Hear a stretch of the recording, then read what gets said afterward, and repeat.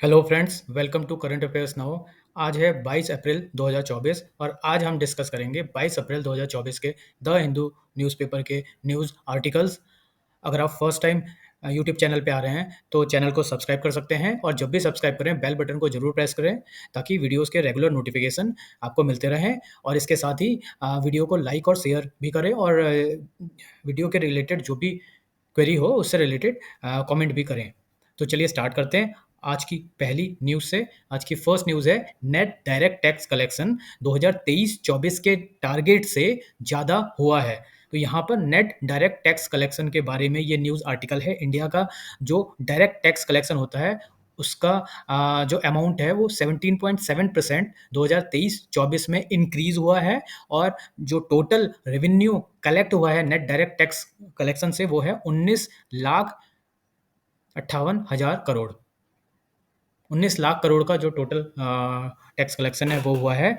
और जो revise estimate थे 23-24 के लिए उससे ज़्यादा ये वैल्यू ये अमाउंट कलेक्ट हुआ है। और इसका जो मेन रीज़न है वो है पर्सनल इनकम टैक्स का कलेक्शन बढ़ा है और उसके साथ ही जो एसटीटी या सिक्योरिटीज ट्रांजैक्शन टैक्स है उसका कलेक्शन बढ़ा है। तो इन दोनों के अमाउंट के इंक्रीज होने के कारण इंडिया का नेट डायरेक्ट टैक्स कलेक्शन 23-24 का जो अनुमानित था उससे ज़्यादा हुआ है, total 19.58 lakh crore rupees.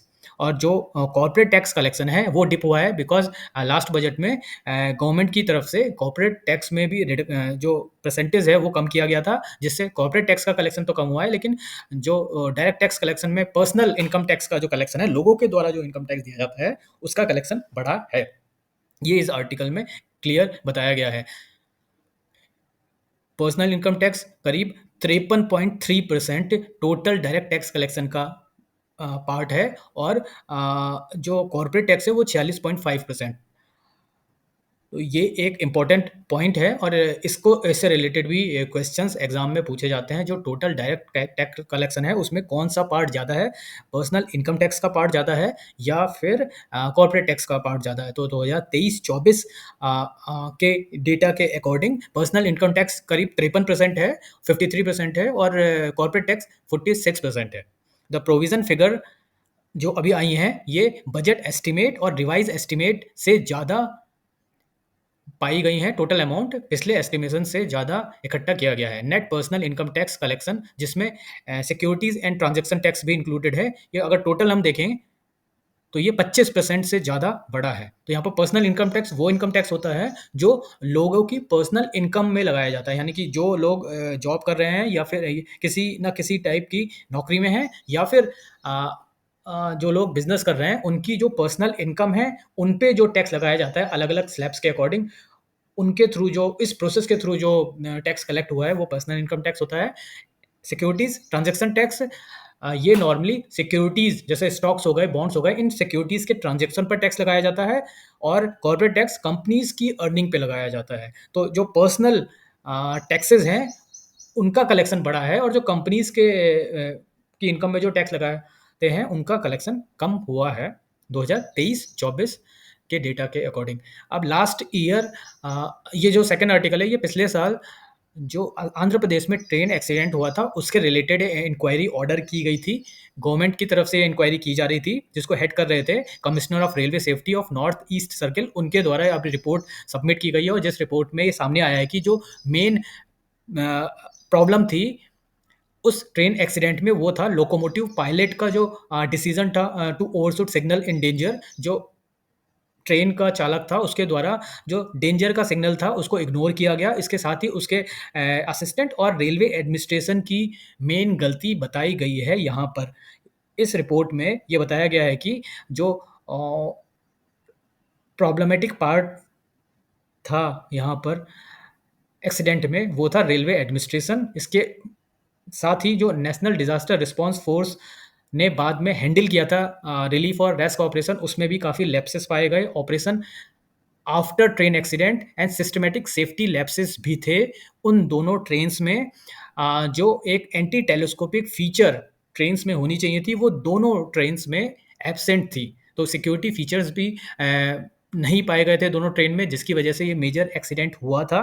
Failure of anti telescopic figures in trains and malfunction of automatic signalling system. तो सिग्नलिंग सिस्टम का भी माल फंक्शन था, एंटी टेलीस्कोपिक फीचर उन ट्रेन्स में नहीं थी, और रेलवे एडमिनिस्ट्रेशन का भी फॉल्ट था। इसके साथ ही रेलवे चालक और उसके असिस्टेंट का फॉल्ट माना गया है इस रिपोर्ट में। ये जो एक्सीडेंट हुआ था ये आंध्र प्रदेश में वाइजैक डिस्ट्रिक्ट में पिछले साल हुआ था। तो यहाँ पर रेलवे का जो एंटी टेलीस्कोपिक फीचर रेलवे की तरफ से जो सिक्योरिटी लैप्सेस हैं वो हाईलाइट किए गए हैं इस रिपोर्ट में। केरला में बर्ड फ्लू के कुछ मामले सामने आए हैं। अलाफुजा जो डिस्ट्रिक्ट है केरला में, वहाँ पर करीब 17,480 बर्ड्स को और डक्स को ऑलरेडी मारा जा चुका है because of danger of bird flu. और उसके बाद अभी कुछ दिनों पहले फिर से बर्ड फ्लू के जो सिम्टम्स हैं वो बर्ड में पाए गए हैं, उससे रिलेटेड बर्ड्स मरी हुई पाई गई। तो यहाँ पर बर्ड फ्लू एक बड़े लेवल पे बढ़ सकता है कि नहीं, इससे रिलेटेड जो जांच है उसके लिए सैंपल भेजे गए हैं निषाद एक टेस्टिंग सेंटर में, जिसका नाम है national institute of high security animal disease, और ये स्थित है भोपाल में। तो ये जो टेस्टिंग सेंटर है ये इंपॉर्टेंट है, इससे रिलेटेड क्वेश्चन एग्जाम में पूछे जा सकते हैं। ये टेस्टिंग सेंटर भोपाल में स्थित है, जिसका नाम है Nishad national institute of high security animal disease Bhopal. तो यहाँ पर सैंपल भेजे जा चुके हैं फॉर टेस्टिंग, और इस सेंटर की द्वारा टेस्ट के बाद, रिपोर्ट के बाद ही ये प्रूफ हो सकता है कि जो बर्ड फ्लू का जो सिम्टम्स पाए गए हैं वो डेंजरस है या नहीं। एवियन फ्लू इसको बोलते हैं, and avian flu outbreak can only be declared after conformation from the Nishad centre. तो ये जो सेंटर है ये इंपॉर्टेंट है इस न्यूज़ में। और दूसरा, केरला में ये जो सिम्टम है ये बर्ड फ्लू के ये पाए गए हैं। अब नेक्स्ट न्यूज़ है, गवर्नमेंट ऑफ इंडिया के द्वारा जो अभी रिसेंटली पिछले महीने एक सर्कुलर पास किया गया था, जिसमें सर्कुलर में गवर्नमेंट ने बैन किया था 23 breeds of ferocious dogs India में। इनकी ब्रीडिंग को रोका गया था बिकॉज इनके डेंजर को देखते हुए ये जो सर्कुलर है गवर्नमेंट ने दिया था, ताकि डॉग की जो आबादी है वो बढ़ने से रोकी जा सके, और उससे रिलेटेड जो डॉग्स लोगों पर हमला कर रहे थे और जिससे लोगों की जान जा रही थी उसको रोका जा सके। तो इस पर्टिकुलर सर्कुलर को काफ़ी सारे हाई कोर्ट्स ने या तो रोक दिया है या फिर इसको नलीफाई कर दिया है। अगर हम बात करें high court of Kerala, Madras, Rajasthan और कलकत्ता की, तो इन चारों हाई कोर्ट्स ने गवर्नमेंट के इस सर्कुलर को स्टे करने के लिए बोला, और दिल्ली और कर्नाटक के हाई कोर्ट ने इस सर्कुलर को क्वैश कर दिया। और हाई कोर्ट ने ऐसा बोला है कि इस सर्कुलर को अप्लाई करने से पहले सारे स्टेक होल्डर्स से बातचीत की जानी चाहिए, उनके क्या ऑब्जेक्शन है उनको देखा जाना चाहिए। लेकिन अभी गवर्नमेंट के इस सर्कुलर को सपोर्ट करते हुए काफ़ी सारे एनिमल एक्टिविस्ट और एक्सपर्ट्स ने बोला है कि ऐसा सर्कुलर इम्प्लीमेंट किया जाना चाहिए।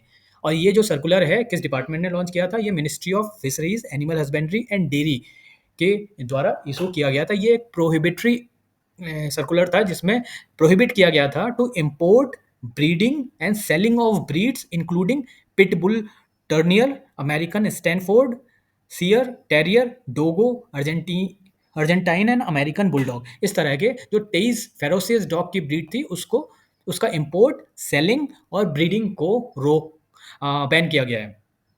अब यहाँ पर एक एनिमल सिक्योरिटी सेफ्टी के लिए एक ऑर्गेनाइजेशन है जिसका नाम है पीटा, people for the ethical treatment of animal. पीटा ये एक इंटरनेशनल नॉन प्रॉफिट ऑर्गेनाइजेशन है जो फाइट करता है एनिमल राइट्स के लिए। तो इस ऑर्गेनाइजेशन ने भी सपोर्ट किया है गवर्नमेंट के इस सर्कुलर को। ये circular issued by central government responsibly, देखिए ये रिस्पॉन्सिबली